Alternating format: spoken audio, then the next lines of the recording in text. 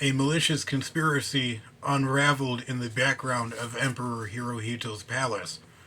The once loyal and devout imperial guard that was tasked with his protection had been insidiously replaced by insurgent rebel soldiers who seized control of the imperial palace and its intricate surroundings. Tensions exploded as the pivotal moment when Emperor Hirohito was to broadcast Japan's capitulation to the Allied powers drew near. The relentless conspirators, fervently set on further waging war, were ready and willing to give up their own lives to thwart the impending surrender. An urgent frenzy overtook the rebels as they rampaged through the imperial palace, searching the grounds for the audio recordings that Emperor Hirohito had crafted. But the palace was an enigma. It concealed an elaborate maze of serpentine passages, secret doors, and veiled vaults, making the locating of the recordings a daunting ordeal. The city of Tokyo spiraled into chaos as the insurgents smashed their way through every barrier.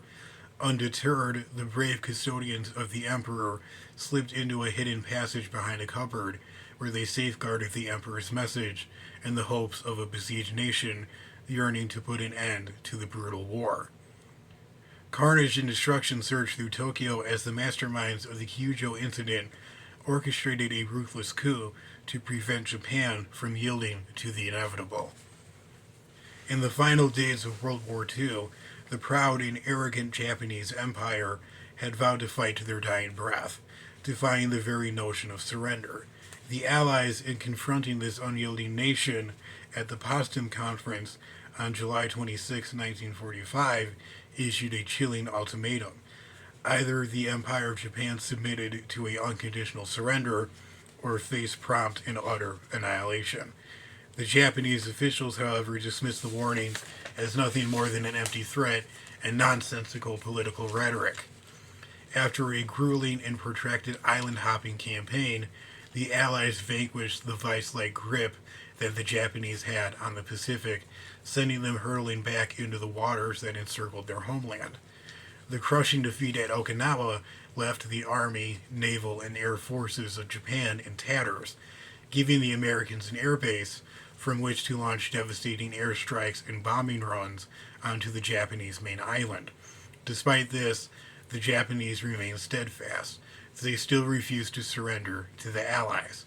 Only after the apocalyptic might of two atomic bombs dropped onto Hiroshima and Nagasaki, along with the Soviet invasion and occupation of Manchuria or northern China, their most vital industrial hub, did the Japanese finally confront the harsh reality of their impending annihilation. Consequently, the Supreme Council for the Direction of War convened before the Japanese Imperial Court. It was here that Prime Minister Kantaro Suzuki, Navy Minister Matsumasa Yonai, and Foreign Affairs Minister Shigenori Togo considered the terms of surrender. Once the air raid shelter session concluded, Prime Minister Suzuki summoned the council once more as an imperial conference that was graced by Emperor Hirohito himself, a very rare occurrence as he made very few public appearances. In this final meeting, the Japanese High Command made their case to decide the fate and the future of their nation. As tensions exploded amid the midnight bomb shelter assembly on August 13, 1945, Emperor Hirohito finally made a decision, culminating in the historical acceptance of the Potsdam Declaration. The war was over. Japan had lost and would now unconditionally surrender to the Allied powers. But a challenge remained: how to convey this unprecedented capitulation to the legions of Japanese servicemen and military officers who had been indoctrinated for years to embrace anything but defeat. The announcement to surrender sparked strong reactions from the officers who wanted to continue resisting. At a session in the Ministry of War, staff officers expressed their anger and discontent to Minister of War Korichika Anami.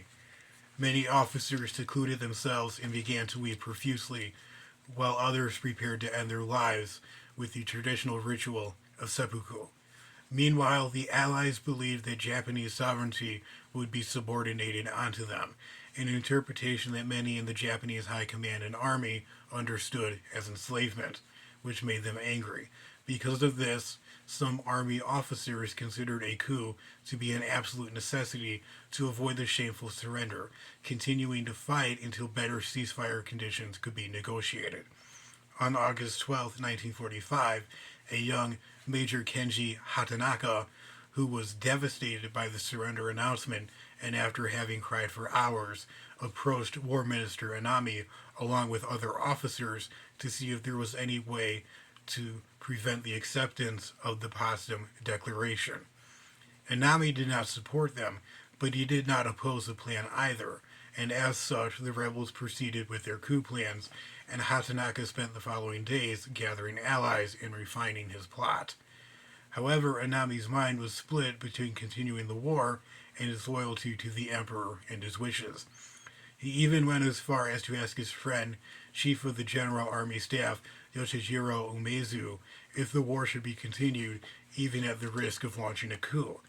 Umezu urged the Minister of War to abide to the Emperor's wishes and accept that the war was over. And that night, at the Army Ministry, a group of senior officers met to discuss the growing threat of a coup, concerned that hot-headed officers would attempt to overthrow Emperor Hirohito and his government to continue the war. General Torishio Kawabe then proposed a written agreement to carry out the emperor's wishes, and the accord was signed by all the high-ranking officers who were present as a last resort defense against any coup attempts. Because he was not a member of the Japanese High Command, the conspirator Kenji Hatanaka was unaware of this rampart that had been built to protect the government from any potential coup attempts. As such, he proceeded to execute his plan from tears to sedition. The stage was set, and when the clock struck 9:30 p.m.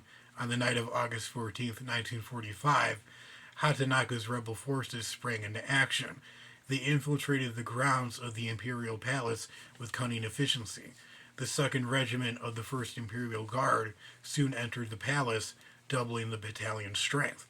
Little did they know that Hatanaka and Lieutenant Colonel Yajiro Shizaki convinced their commander Turajiro Haga to join their cause, with false claims assuring them that War Minister Anami was on board with the plan and that General Takeshi Mori would soon join them in their cause as well.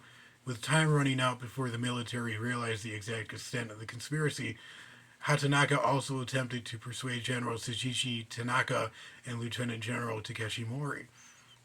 But when Mori refused, a heated argument erupted between the two men, and Hatanaka killed the general in cold blood. He then used his official seal to stamp false orders to continue the plot. These fraudulent orders allowed Hatanaka to post soldiers all around the Imperial Palace and to take control of the broadcast station where the surrender recordings were to be transmitted from. But the most crucial piece of the puzzle was still missing. As Lord of the Privy Seal, Kiyoshi Kido had personally taken the recordings with him into a secret vault when the invaders had entered the palace. The rebels searched for hours within the sprawling palace grounds and became more and more aggressive by the minute, ransacking every nook and cranny. But the palace was an utter enigma, with each room being nearly identical to the last. The doors were marked with a mysterious code that the invaders could not understand. The heart of Tokyo pounded with an electric intensity as Hatanaka's plot unfurled with lightning speed. The night was already tense, but the events that unfolded made it all the more remarkable. Other rebels led by Captain Takeo Sasaki had their own seditious plans. They set the Prime Minister's official residence ablaze, hoping to catch him and his family inside. But the cunning Sasaki had anticipated their move and put his family one step ahead, out of harm's way. Undeterred, the rebels went on a scorching rampage, burning everything in their path. They targeted not only Suzuki's home, but the homes of his close associates and family. The night was filled with the roar of flames as the rebels rampaged through the city. As dawn approached, however, it was becoming clear that the coup attempt was not going to plan. Prime Minister Suzuki, Emperor Hirohito, and the rest of the government were safe, and Hatanaka's men could not locate the recordings.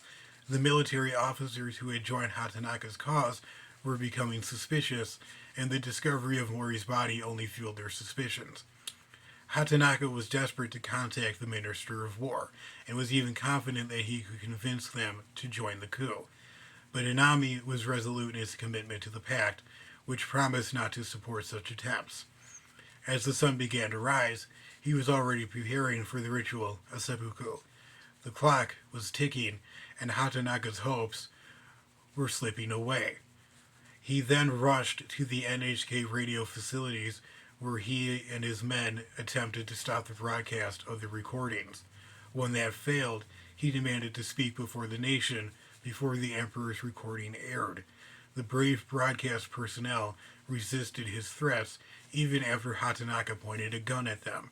By now, the Eastern District Army was closing in, forcing Hatanaka to confront General Tanaka, who tried to persuade him to abandon his cause. They had failed, and nothing good was going to come out of this. And turns out he was right. At 12 p.m. on August 15th, 1945, it was announced the war was officially over, and their fate was sealed. And every Japanese citizen knew it, their hearts heavy with the weight of their war-torn nation. The voice of Emperor Hirohito was heard over the radio for the first time in history, solemnly surrendering to the will of the Allied powers. It was a moment that would be etched in their memories forever.